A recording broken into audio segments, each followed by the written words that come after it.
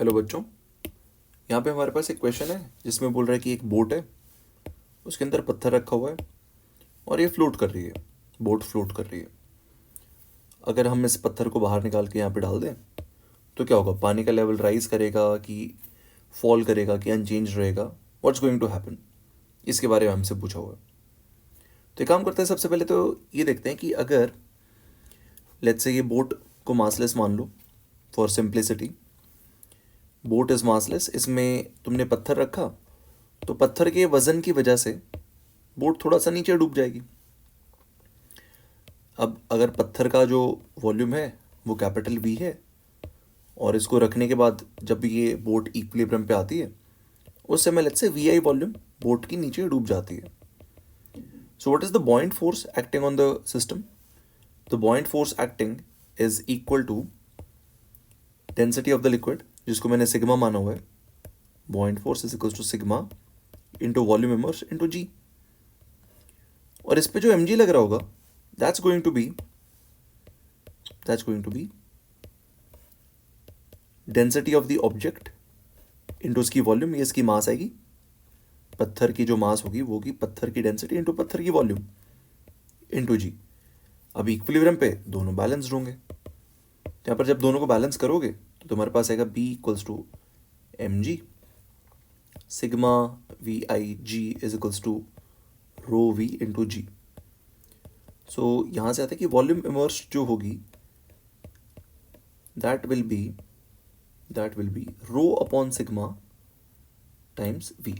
अब देखो, पत्थर की जो वॉल्यूम होती पत्थर की जो डेंसिटी होगी वो पानी के मुकाबले तो बहुत ज़्यादा टाइम्स होगी।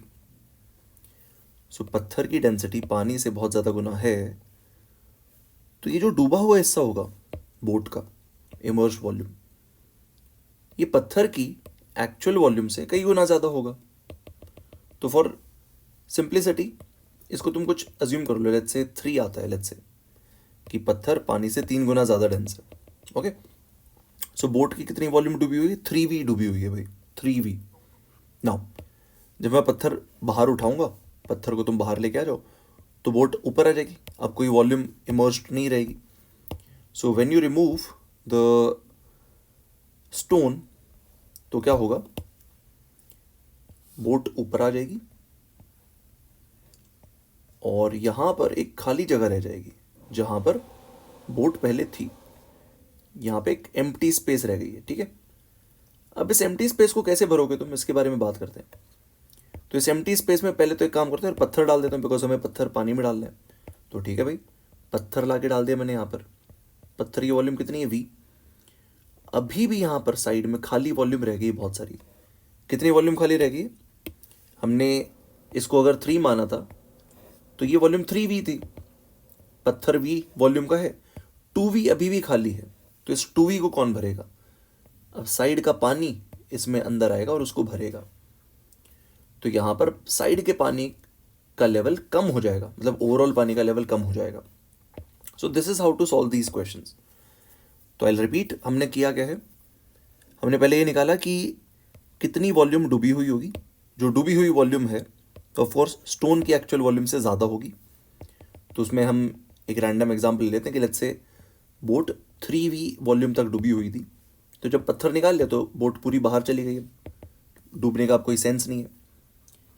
फिर उसके अंदर पत्थर डाल दो तो पत्थर ने v वॉल्यूम ले ली। टोटल 3v में से v वॉल्यूम इसने ऑक्यूपाई कर लिए, तो बाकी का 2v कौन ऑक्यूपाई करेगा? साइड से पानी को अंदर आना पड़ेगा, तो water level will decrease. Thank you.